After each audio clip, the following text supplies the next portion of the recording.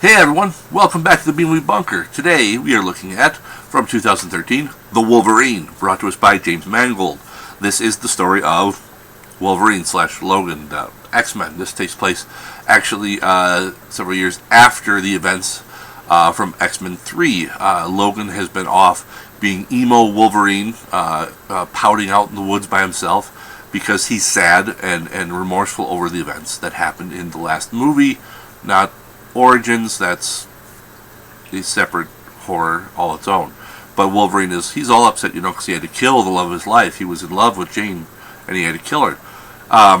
Enter in this Japanese man that he had saved during World War II, who wants to basically say goodbye because he is dying. But there's more involved than that, and Wolverine ends up in Japan, and things just start to kind of steamroll from there. I like this movie. Now, It takes a lot from some of the better comics, some of the better Wolverine comics, I would say. And yes, it does stray from the comic. So you fanboys who sit there and whine every time they change a single word from a comic, that's going to happen. Yes, I at times go, why would they change that one thing? Why would they change this? Why didn't they do this? I'll say that, but you know what? It was still a good movie. You have to come to the realization that they're going to change things. They are. They are not going to go a word-for-word translation of your comics. It's not going to happen, so stop whining about it. That is not to say that every comic movie is going to be good. Well, that's not true. Sometimes they change too much. Sometimes they take things and they change it and they warp it into something horrible. But I don't think they did that here. I think they made a pretty decent movie. This is more of the Wolverine I wanted, where he gets to, claws out, and he just fucking goes to town on a bunch of people. And yes, it's PG-13, so there's not blood and limbs everywhere. You have to accept that too. But aside from a particular train scene, I liked everything as far as the action goes. And there's the story as well, where this is a kind of a redemption story and I don't want to say coming of age because Wolverine is already really old, but it's a growth story for Logan, where he comes to basically it's his moving on. And I wish they could have done a little bit more on that, but still, I'm not disappointed.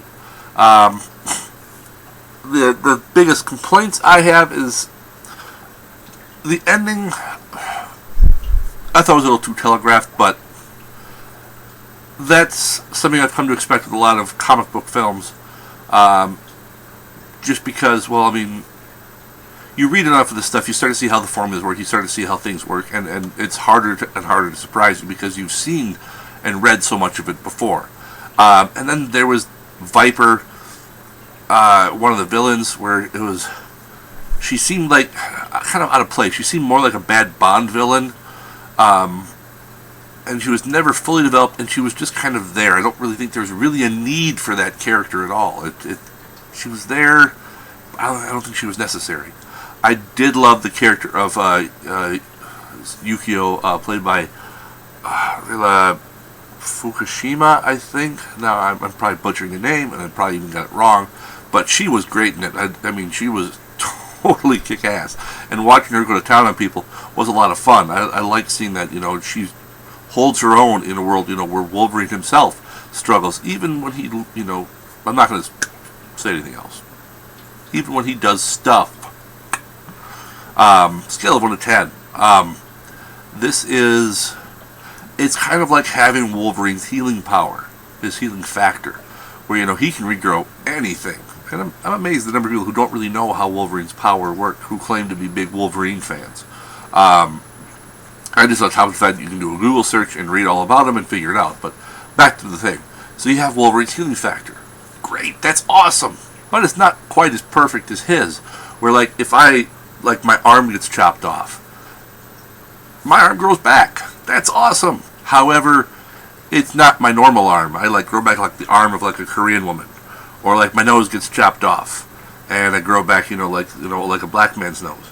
Not saying any of these things are wrong, but they would, a black man's nose on my face would look out of place. A Korean woman's arm on my body would look out of place. Now, I still got a nose that works. I still got an arm that works. I can pick stuff up. It's just that it's not quite that perfect healing factor. That's how this movie was. It was a Wolverine movie. It was a perfect Wolverine movie, but it was pretty darn close, I think. So, that's all I have for this one. Until next time, you all stay safe out there in the wasteland, folks.